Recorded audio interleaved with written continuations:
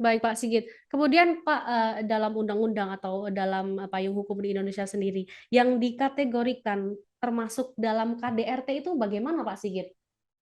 Ya, terima kasih Milani, karena ini Mbak Milani Resti, Iya, hampir mirip dengan Mbak Milani Lesti. iya. Ya, saya membaca narasi dari Undang-Undang Nomor 23 Tahun 2004 ini sebenarnya adalah memberikan perlindungan terhadap korban kekerasan dalam rumah tangga.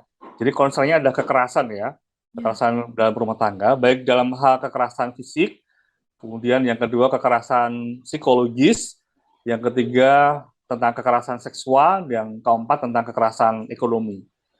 Nah, kekerasan fisik ini tentu segala hal yang berkait dengan tindakan perilaku secara fisik gitu kan, yaitu berupa kekerasan kategorinya, bisa melukai, bahkan bisa menyebabkan kematian. Nah, itu diatur dalam undang-undang itu.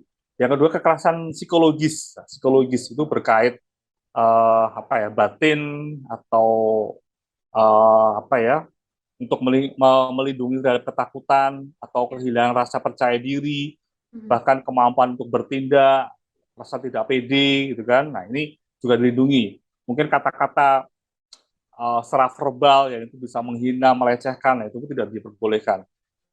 Kemudian yang ketiga kekerasan seksual. Nah, ini berkait dengan apa ya, pelecehan seksual, kemudian bahkan ketika terjadi pemaksaan atau mungkin kekerasan yang itu bisa apa ya, merugikan secara seksual. Dan yang keempat adalah kekerasan ekonomi.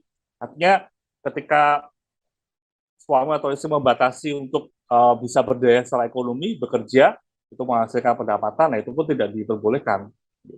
Jadi ada empat hal tadi. Ya, baik. Saya tegaskan di sini berarti yang saya tangkap dari pernyataan Pak Sigit ini ada 4 poin. Ya, ini ada kekerasan atau kekerasan fisik, kemudian psikologis, seksual, dan juga ekonomi. Seperti itu ya Pak Ya. Sigit. Baik. Tadi menarik, berarti em, tindakan kekerasan secara verbal jika seorang suami kepada istri atau sebaliknya melakukan kekerasan secara verbal itu juga termasuk KDRT berarti ya Pak?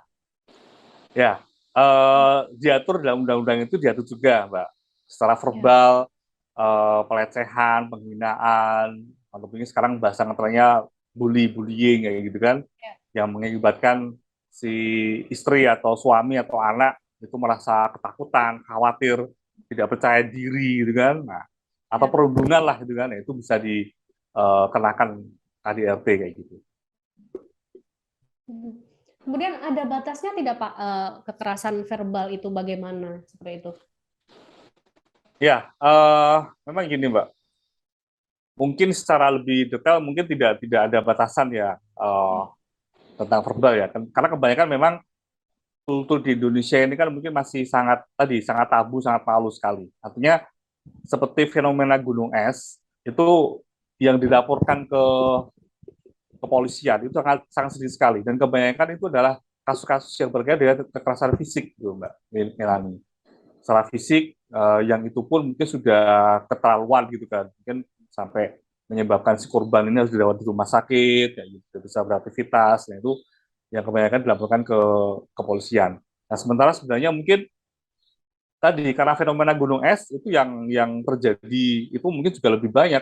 Namun sekali lagi karena mungkin masih secara edukasi mungkin masih belum paham ya karena ada undang-undang ini, atau mungkin tadi merasa malu atau merasa takut bahkan, sehingga tidak berani melaporkan kepada pihak yang berwajib kayak gitu. Ya. Hmm. Baik. Terima kasih sudah nonton. Jangan lupa like, subscribe, dan share ya.